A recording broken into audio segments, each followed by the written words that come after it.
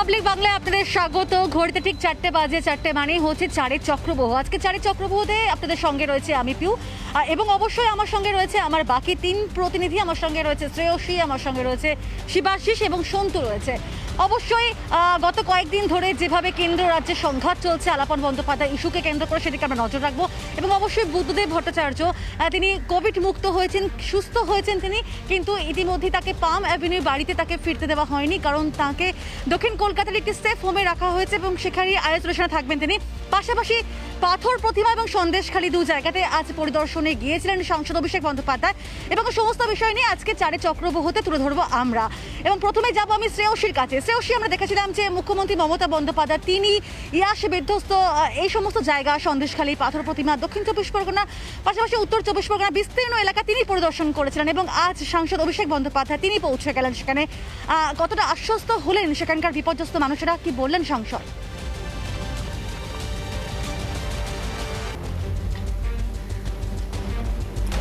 দেখো, প্রথমেই দেখিয়ে রাখি, আমি প্রথমে কিছু ভিজুয়াল দেখাবো। যে দেখো, আমি যেখানে দাঁড়িয়ে রয়েছি একদম নদীর পাড়ে আমি আছি, একদম তার অপোজিটের যে জায়গাটা, সেই জায়গাটা তুমি দেখো দেখতে পাবে যে এখানে এই যে কালো কালো যে জায়গাগুলো দেখা যাচ্ছে ওগুলো কিন্তু অস্থায়ীভাবে ওখানে ট্রিপল টানিয়ে ঘর তৈরি করে তার ভেতরে সাধারণ মানুষ আছেন। এতটাই বিপর্যস্ত অবস্থা।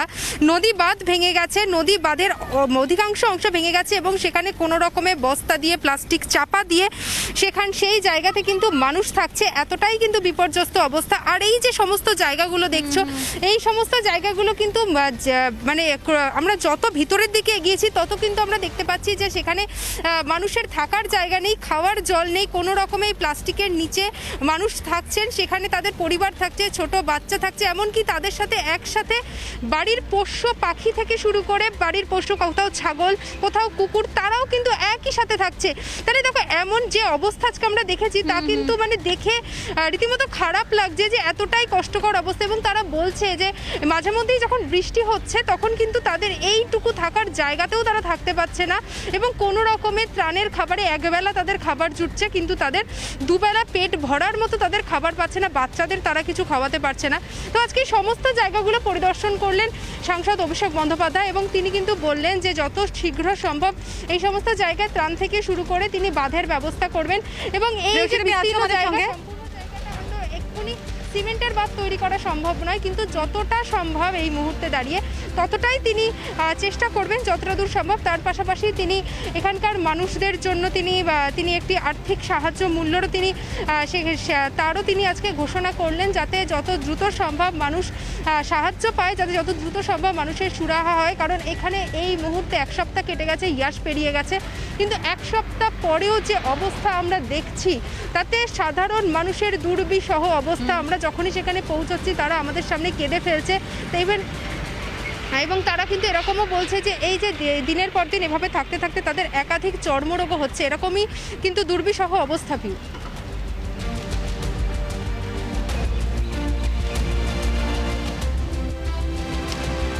একেবারে শ্রেয়সী, অবশ্যই সেদিকে নজর থাকবে আমাদের। আমি তোমার কাছে অবশ্যই আসবো। ঠিক এই মুহূর্তে রাজভবনের খবর দিকে আমরা নজর রাখবো। সেখানে রয়েছেন আমাদের প্রতিনিধি সন্তু, রয়েছেন আমাদের সঙ্গে।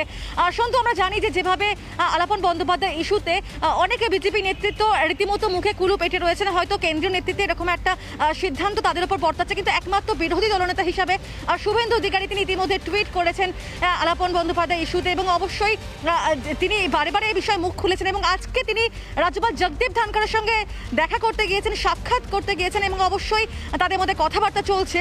তো সেক্ষেত্রে কি আন্দাজ করা যাচ্ছে যে ভোট পরবর্তী হিংসা এবং আলাপন বন্দ্যোপাধ্যায় ইস্যু, কেন্দ্র রাজ্য সংঘাত, বিভিন্ন ইস্যু নিয়ে কি আজকের এই সাক্ষাৎ?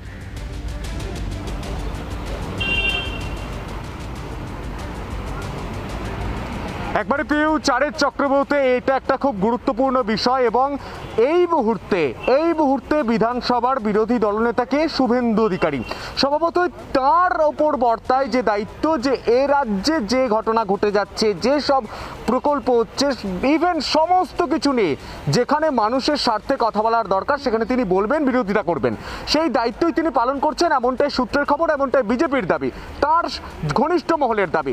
এই মুহূর্তে আমি রাজভবনের সামনে দাঁড়িয়ে রয়েছি।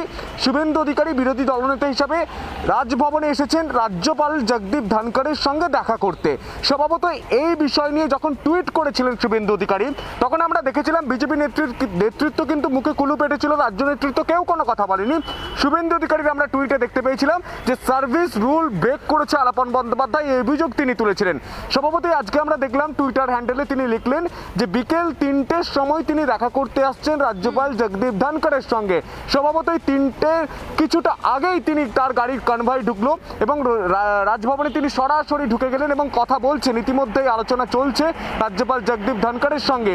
অবশ্যই এই ইস্যু যখন উঠে আসবে তখন আরও ইস্যু, যখন টুইটারে একের পর এক তিনি অভিযোগ করছেন আলাপন বন্দ্যোপাধ্যায় নিয়ে, তিনি যেমন লিখেছিলেন ত্রাণ পরিষেবা নিয়ে, অর্থাৎ সেখানেও দলবাজি চলছে, সেই অভিযোগও কিন্তু তুলেছিলেন। স্বভাবতই বোঝা যাচ্ছে যে ইয়াস পরবর্তী যে ঘটনাচক্র ঘটছে রাজ্য জুড়ে, সেখানে কিন্তু এই ত্রাণ এই বিষয়টাও কিন্তু উঠতে পারে এবং তার সঙ্গে সঙ্গে মাধ্যমিক উচ্চ মাধ্যমিক এই ইস্যুতেও কথা হতে পারে, এমনটাই ঘনিষ্ঠ মহল সূত্রে খবর। পিউ।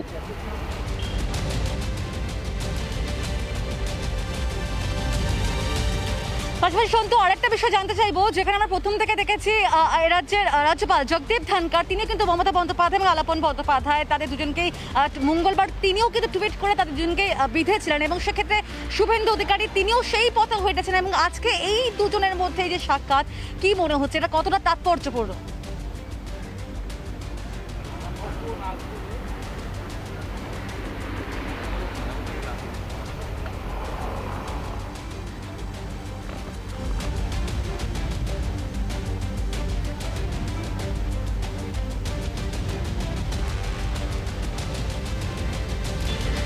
না, সন্ধ্যর কাছে অবশ্যই ঠিক এই প্রশ্ন নিয়ে আমি যাবো, ঠিক এই মুহূর্তে আমি যাব শিবাশিসের কাছে। শিবাশিস, আমরা জানি যে বুদ্ধবাবু তিনি অবশ্যই আজকে হসপিটাল থেকে ছাড়া পেয়েছেন, কিন্তু পাম এভিনিউর বাড়িতে তিনি গেলেন না, তাকে আবারও একটি বেসরকারি নার্সিংহোমে রাখা হয়েছে এবং সেখানেই আগামী কয়েকদিন তিনি আইসোলেশনে থাকবেন, সেখানেই তাকে সেফ হোমে রাখা হচ্ছে। তো ঠিক কী কারণে এই ধরনের সিদ্ধান্ত হয়েছে? তিনি কোভিড মুক্ত হয়েছেন, সেক্ষেত্রে কি ওইখানে রাখার কোনো প্রয়োজনীয়তা নেই ওই নার্সিংহোম, তাই জন্যই কি সে আলাদা করে আরেকবার সেফ হোমে রাখার ব্যবস্থাপনা কি জানতে পারতেন?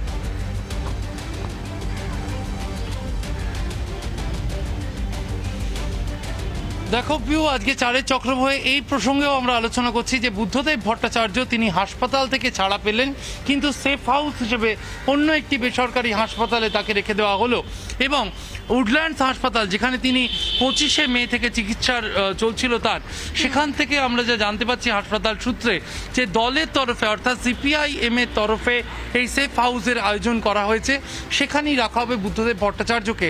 কারণ তার যে প্রধান সহায়ক যিনি দেখভাল করেন বুদ্ধদেব ভট্টাচার্যের, মীরা ভট্টাচার্য ছাড়া, তার স্ত্রী মীরা ভট্টাচার্য ছাড়া যে তপনবাবু বুদ্ধদেব ভট্টাচার্য দেখভাল করেন।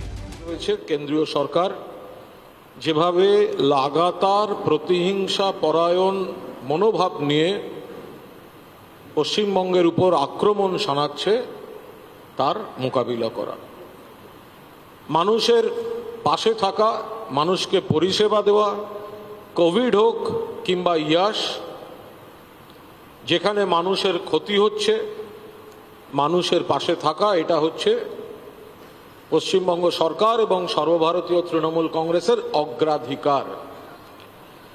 কিন্তু আমাদের এই সংসদীয় গণতন্ত্রে তার মধ্যেও আনুষঙ্গিক দু একটি বিষয় থাকছে, সেগুলিও সংসদীয় গণতন্ত্রের ক্ষেত্রে জরুরি।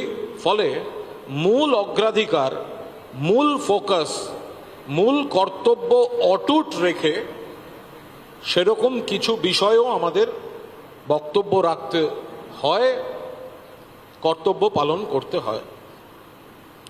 আমরা দেখেছি গত বিধানসভা নির্বাচনে তারকেশ্বর কেন্দ্রে পরাজিত হয়েছিলেন বিজেপির প্রার্থী স্বপন দাশগুপ্ত। তিনি রাজ্যসভার সাংসদ ছিলেন, মনোনীত সাংসদ ছিলেন। মনোনীত সাংসদ, রাষ্ট্রপতি কর্তৃক মনোনীত সাংসদ কিভাবে একটি দলের প্রতীকে বিধানসভায় অংশ নিতে পারেন, এ নিয়ে বিতর্ক উঠেছিল। আমাদের মাননীয় সাংসদ মহুয়া মৈত্র বিষয়টি সকলের দৃষ্টি আকর্ষণ করেন এবং স্বপন দাশগুপ্ত তিনি রাজ্যসভা থেকে ইস্তফা দিয়েছিলেন। আমরা দেখলাম এই কোভিড পরিস্থিতির মধ্যেও রাষ্ট্রপতির অফিসকে ব্যবহার করে কেন্দ্রীয় সরকার রাজ্যসভা থেকে ইস্তফা দিয়ে চলে যাওয়া, বিধানসভা নির্বাচনে প্রতিদ্বন্দ্বিতা করে পরাজিত স্বপন দাশগুপ্তকে আবার রাজ্যসভায় মনোনীত করার সমস্ত প্রক্রিয়া তারা করেছেন। সেটা তাদের একটি বিষয়। অর্থাৎ কোভিড পরিস্থিতির মধ্যেও যিনি নিজে রাজ্যসভা থেকে ছেড়ে দিয়ে এসছেন, বিধানসভা নির্বাচনে প্রতিদ্বন্দ্বিতা করেছেন, পরাজিত হয়েছেন এবং তারপরেই আবার তাকে রাজ্যসভায় দ্বিতীয়বার মনোনীত করে দেওয়া হলো মহামান্য রাষ্ট্রপতির অফিসকে ব্যবহার করে। এই জায়গা থেকে সর্বভারতীয় তৃণমূল কংগ্রেস এটা বলতে বাধ্য হচ্ছে যে আমাদের লোকসভার দলনেতা সুদীপ বন্দ্যোপাধ্যায় তিনি লোকসভার মাননীয় অধ্যক্ষ স্পিকার তাকে একটি চিঠি দিয়েছিলেন। প্রথম চিঠিটি তিনি পরিষ্কারভাবে বলেছিলেন যে লোকসভার সাংসদ সুনীল কুমার মণ্ডল বর্ধমান পূর্ব, প্রথম চিঠিটি লোকসভার দলনেতা সুদীপ বন্দ্যোপাধ্যায় দেন 4 জানুয়ারি 2021 এবং পরবর্তী চিঠিটি তিনি দেন 12 মে 2021। কারণ তৃণমূল কংগ্রেসের প্রতীকে সাংসদ হওয়ার পর অন্য দল করছেন, অ্যান্টি ডিফেকশনের আওতায় পড়েন, নিয়ম ধারা সমস্ত দিয়ে সুদীপবাবু চিঠি লিখেছেন এবং পরবর্তীকালে তো সুনীলবাবুর পরাজয় টরাজয় সবাই দেখেছেন। এটি গেল প্রথম চিঠি। দ্বিতীয় চিঠি 17 মে 2021 সুদীপ বন্দ্যোপাধ্যায় লিখেছেন লোকসভার মাননীয় স্পিকারকে, কাঁথির সাংসদ শিশির কুমার অধিকারী অবিলম্বে তার সাংসদ পদ খারিজ করা হোক বা এমপি পোস্ট থেকে বরখাস্ত করা হোক। 17 মে 2021। অর্থাৎ সুদীপবাবু আমাদের লোকসভা দলনেতা, তিনি 2 তৃণমূল কংগ্রেসের প্রতীকে তৃণমূল কংগ্রেসের তরফ থেকে লোকসভায় যাওয়া 2 সাংসদের সাংসদ পদ থেকে বরখাস্তর দাবি করে লোকসভার অধ্যক্ষকে চিঠি দিয়েছেন। আমাদের এখন প্রশ্ন, এই চিঠি দেওয়ার একাধিক কারণ রয়েছে। কারণ এরা তৃণমূল কংগ্রেসের সাংসদ, তৃণমূল কংগ্রেসের হয়ে লোকসভায় গিয়েছেন, কিন্তু দুজনেই ভারতীয় জনতা পার্টিতে যোগ দিয়েছেন। সেই জায়গায় দাঁড়িয়ে সর্বভারতীয় তৃণমূল কংগ্রেস তারা মনে করেন, আমরা মনে করি যে এদের আর লোকসভার সাংসদ হিসেবে থাকার কোনো রকম বৈধতা নেই, যোগ্যতা নেই। কারণ তারা দলত্যাগ করেছেন। এবার তার সঙ্গে আনুষঙ্গিক কিছু সমস্যা হচ্ছে। যেহেতু তারা নিজেদের নিয়ে ব্যস্ত, এই দলত্যাগ, এই দল থেকে জিতে ওই দলের মঞ্চে, ফলে ওই এলাকায় মানুষ তো তৃণমূলকে ভোট দিয়েছেন, সাংসদ তো তৃণমূলের, সেই জায়গায় জনগণকে এরা পরিষেবা দিচ্ছেন না। বিশেষ করে ইয়াস বিপর্যয়ের পরেও কাঁথিতে একজন সুস্থ, সমর্থ, সক্রিয় সাংসদ দরকার, যিনি জনগণকে পরিষেবা দেবেন, যেখানে জনগণ জোড়া ফুল চিহ্নে ভোট দিয়ে মমতা বন্দ্যোপাধ্যায়ের প্রার্থী হিসেবে সেখানে জনপ্রতিনিধিকে লোকসভায় পাঠিয়েছিলেন। আমাদের খুব স্পষ্ট প্রশ্ন, যদি রাজ্যসভা থেকে ইস্তফা দিয়ে বিধানসভা নির্বাচনে পরাজিত হওয়ার পর তড়িঘড়ি করে আবার তাকে রাষ্ট্রপতির মনোনীত করে রাজ্যসভায় পাঠাবার দ্রুততা এই কোভিড পরিস্থিতির মধ্যেও দেখা যায়, তাহলে আমাদের লোকসভার দলনেতা সুদীপ বন্দ্যোপাধ্যায় দুজন দলত্যাগী সাংসদকে সাংসদ পদ থেকে বরখাস্ত করার দাবি, তথ্য প্রমাণ ধারা দিয়ে যে চিঠি লোকসভার অধ্যক্ষকে দিয়েছেন, লোকসভার অধ্যক্ষ কেন নীরব হয়ে বসে রয়েছেন? যদি আমরা বুঝতে পারছি এটা কোভিড সিচুয়েশন, কিন্তু কোভিড সিচুয়েশন আমরা তো আমাদের কর্তব্য পালন করছি। সেই জায়গায় কোভিডের মধ্যে যদি রাজ্যসভা থেকে কেউ ইস্তফা দিলেন, বিধানসভায় লড়তে এলেন, পরাজিত হলেন, আবার তাকে রাতারাতি পিছিয়ে চলো পিছিয়ে চলো পিছিয়ে চলো পিছিয়ে চলো podium podium podium podium podium podium আরে আরে কেউ ঠেলাঠেলি করবে না, সবাই পাবে সবাই পাবে সবাই পাবে।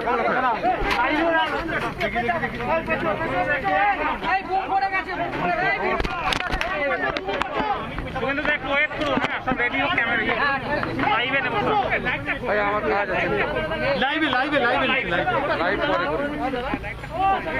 আমার ভার্চুয়াল আছে না, ওই উড়িষ্যার হচ্ছে।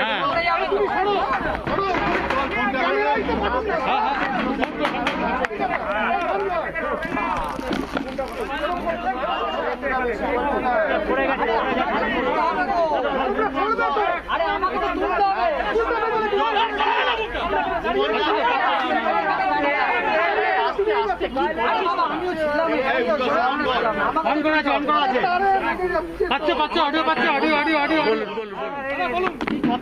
না আমি শুনুন, আমি গত 10 তারিখে ভারতীয় জনতা পার্টির পরিষদীয় দলের নেতা নির্বাচিত হয়েছিলাম। 11 তারিখে রাজ্য সভাপতি মহোদয় সম্মানীয় অধ্যক্ষকে জানিয়েছিলেন এবং 19শে মে আমাকে স্বীকৃতি দান করে চিঠি দিয়েছিলেন। আমি গত কয়েকদিন আগে প্রধানমন্ত্রীর আগমন উপলক্ষে সেখানে আমন্ত্রিত হয়েছিলাম এবং সেখানে মাননীয় রাজ্যপালের সঙ্গে মিলিত হয়েছিল। কিন্তু আজকে আমি বিধানসভার বিরোধী দলনেতা হিসেবে আমাদের রাজ্যের সাংবিধানিক প্রধান সম্মানীয় রাজ্যপাল মহোদয়ের সঙ্গে আনুষ্ঠানিকভাবে মিট করেছি এবং এখানে আমি একটা লিখিত চিঠিও ওনাকে দিয়েছি। এই চিঠিতে একটি বিষয় উল্লেখ করা আছে, কিন্তু এর বাইরে আমার মোবাইল লাইটটা গত 2রা মের পর থেকে হওয়া সন্ত্রাস এবং লাগাতার সন্ত্রাস, সেটা এখনো যে বন্ধ হয়নি এবং চলছে এবং কেউ বিচার পায়নি, সেটা আমি মহামান্য রাজ্যপালকে তুলে ধরেছি এবং তিনি নিজে শীতলকুচি এবং নন্দীগ্রাম গেছিলেন। তিনি লকডাউন উঠলে যাতে আরও অন্যান্য জায়গাতেও যান। অনেক মহিলা অত্যাচারিত, নানুর থেকে ক্যানিং পর্যন্ত। গত 2 দিন আগেও শীতলকুচিতে সিতাইতে একজনকে মেরে ঝুলিয়ে দেওয়া হয়েছে। ডায়মন্ড হারবারে রাজু বিশ্বাস, তাকে খুন করা হয়েছে। সেখানে গ্রামবাসীরা প্রতিবাদ করেছিল বলে 26 জনকে গ্রেপ্তার করে জামিন অযোগ্য ধারায় ডায়মন্ড হারবারের পুলিশ সুপারের নেতৃত্বে একেবারে তালিবানি কায়দায় সন্ত্রাস এখানে অব্যাহত। এই বিষয়টা তুলে ধরেছি। আমার যেটা মূল বিষয় আজকে, এক তো ওনাকে সম্মান প্রদর্শন, দ্বিতীয় হচ্ছে এই রাজ্যে সিকিউরিটি কমিশন চালু করেনি সরকার, যেটা সুপ্রিম কোর্টের নির্দেশ আছে, অন্ধ্র হাইকোর্টের নির্দেশ আছে এবং বিভিন্ন জায়গায় পুলিশের ট্রান্সফার, পোস্টিং, এই ক্ষেত্রে সুপ্রিম কোর্ট যে সিকিউরিটি কমিশন তৈরির কথা বলেছিল, সেই সিকিউরিটি কমিশন এই রাজ্য সরকার 2018 সালের পর থেকে নির্দেশ থাকা সত্ত্বেও চালু করেনি। ভারতবর্ষের অধিকাংশ প্রদেশ চালু করেছে, আমাদের পশ্চিমবঙ্গ চালু হয়নি। আমি নেতা প্রতিপক্ষ হিসাবে, সাংবিধানিক প্রধান হিসেবে বলেছি যে সুপ্রিম কোর্ট এবং অন্ধ্রপ্রদেশ হাইকোর্টের এই নির্দেশ এখানে ইমপ্লিমেন্ট করা উচিত এবং অবিলম্বে সিকিউরিটি কমিশন করে পুলিশের ট্রান্সফার পোস্টিং তার স্বচ্ছতা আনা উচিত। যেভাবে পুলিশের একটা বড় অংশকে রাজনৈতিক ক্যাডার হিসেবে ব্যবহার করা হচ্ছে, শাসক দল করছে সেটা, এবং লোক আইনের শাসন পাচ্ছে না, এটা করা উচিত। এবং তার পক্ষে আমি ডিটেলস ডকুমেন্ট সম্মানীয় রাজ্যপালকে দিয়েছি এবং এর উপরে সাংবিধানিক প্রধান হিসেবে তিনি নিশ্চয়ই ব্যবস্থা নেবেন আশা করি। না নিলে আমি বিধানসভার অভ্যন্তরেও বলবো এবং না শুনলে আইনের লড়াই করব এবং রাজ্যের সিকিউরিটি কমিশন চালু করার জন্য লিডার অফ দ্য অপোজিশন হিসেবে আমি একেবারে অঙ্গীকারবদ্ধ। এই লড়াইটা আমি সামনের দিনেও লড়ব, এটুকু আমার বক্তব্য। আলাপন বন্দ্যোপাধ্যায়ের পাশে দাঁড়িয়ে আজকে অভিষেক বন্দ্যোপাধ্যায় বলেছেন যে ডিজাস্টার ম্যানেজমেন্ট যদি লাগু করা হয় তাহলে স্বরাষ্ট্রমন্ত্রী, প্রধানমন্ত্রীর বিরুদ্ধে লাগু করা উচিত। এরা সব বাইরে থেকে বিভিন্ন নেতারা এসছেন, করোনা পরিস্থিতি খারাপ হয়েছে, এটা অভিষেক বন্দ্যোপাধ্যায় আলাপন বন্দ্যোপাধ্যায়ের পাশে দাঁড়িয়ে বলেছেন। মানে আমি অভিষেক বন্দ্যোপাধ্যায়ের কোনো বক্তব্যের কাউন্টার করব না, কারণ তিনি নির্বাচনের আগে আমার বাড়ির কাছে গিয়ে আমার বাবা তুলে পিতৃ পরিচয় তুলে গালাগালি করেছে এবং রাজনীতির বাইরে আনএথিক্যাল বক্তব্য উনি রেখেছেন। আমি ব্যক্তিগতভাবে, আর উনি রাজনীতিতে আমার থেকে বয়সেও জুনিয়র, রাজনীতিতেও জুনিয়র। 11 সালে 21শে জুলাই আমরা যখন খেটে খুঁটে নন্দীগ্রাম হওয়ার পরে এই রাজ্যে পরিবর্তন হয়েছে, তখন উনাকে দিল্লি থেকে এনে উনার পিসিমণি এখানে এস্টাবলিশ করেছেন। এইরকম একটা রাজনীতিতে নাবালক নেতার কোনো কথার উত্তর আমি দেব না। মুখ্যমন্ত্রী বলেছেন মেরামতি সত্ত্বেও বাঁধ ভাঙছে, 3 দিনের মধ্যে রিপোর্ট তলব করেছেন, কংক্রিটের বাঁধও ভেঙে যাচ্ছে এবং স্থায়ী কংক্রিটের বাঁধের দাবি জানিয়েছে। না হলে ভালো, সে তো করলে উনারা সরকারে আছেন, নিশ্চয়ই করবেন, করা উচিত। কিন্তু আমার বক্তব্য আলাপন বন্দ্যোপাধ্যায়কে নিয়ে আমি টুইট করেও কালকে বলেছি, আলাপন বাবু 2020 সালে যখন কোভিড প্যান্ডামিক শুরু হয়, তারপরে হেলথ মেটেরিয়াল পারচেজ করা নিয়ে মাননীয় মুখ্যমন্ত্রী, স্বাস্থ্যমন্ত্রী অনিয়মের কথা বলেছিলেন। সেই কমিটির চেয়ারম্যান কে ছিলেন? আলাপন বাবু, তদন্ত কমিটি। সেই রিপোর্টটা আমি বিরোধী দলনেতা হিসাবে প্রকাশ্যে আনার দাবি করছি।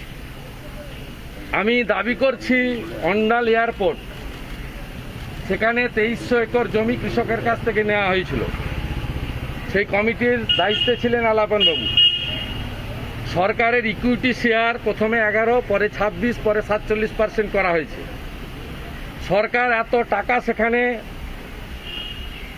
লোন দিয়েছেন, তার সুদ এবং আসল তো দূরের কথা, সুদও পর্যন্ত আসেনি। এই সমস্ত ভাবে অনেক বেআইনি কাজের সঙ্গে সরকারের সঙ্গে আলাপনবাবু যুক্ত হয়ে গেছিলেন। তাই আলাপনবাবুকে রক্ষা করার জন্য মরিয়া প্রয়াস মুখ্যমন্ত্রী, আর আলাপনবাবুরও মরিয়া প্রয়াস মুখ্যমন্ত্রীর সঙ্গে তাল মিলিয়ে ভারতবর্ষের প্রধানমন্ত্রীকে অপমান করে সংবিধানের বাইরে যাওয়া। এমনকি আমি একটা কথা আপনাদের বলতে চাই, আমার সমর্থন আছে প্রয়াত অঞ্জন বন্দ্যোপাধ্যায়, তিনি আমারও অতি প্রিয় ছিলেন। তিনি দুঃখজনকভাবে একজন তরতাজা আমাদের সংবাদ মাধ্যমের একজন তারকা বলি আমি, আমার সঙ্গে এখনও আমি নাম্বার ডিলিট করিনি, যোগাযোগ ছিল। ওনার স্ত্রীকে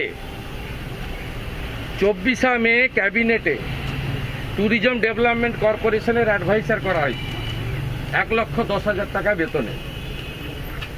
তিনি ঘটনাসূত্রে আলাপনবাবুর ভাতৃবধূ, আর আলাপনবাবু সেই মিটিং কন্ডাক্ট করছেন চিফ সেক্রেটারি হিসেবে। আমার এটা নিয়ে আপত্তি নেই। আমার আপত্তি হচ্ছে গোটা বাংলায় কোভিডে কত সাংবাদিক, কত পুলিশ, কত ডাক্তার, কত নার্স, কত সাধারণ মানুষ মারা গেছে। তাদের জন্য এই সরকার, মুখ্যমন্ত্রী ভাববেন না কেন? আমি অঞ্জন বন্দ্যোপাধ্যায় স্ত্রীকে যেটা করেছেন তাকে সমর্থন করি। সাথে সাথে কোভিডে যারা অনাথ হয়ে গেলেন, যারা মারা গেলেন বিভিন্ন সেক্টরে, তাদের প্রত্যেকের পরিবারের নয় স্ত্রী, নয় পুত্র, নয় কন্যা, অবিবাহিত থাকলে ভাই বা বোন, তাদেরকেও একইভাবে 1,10,000 টাকার চাকরি পশ্চিমবঙ্গ সরকারের ঘোষণা করা উচিত।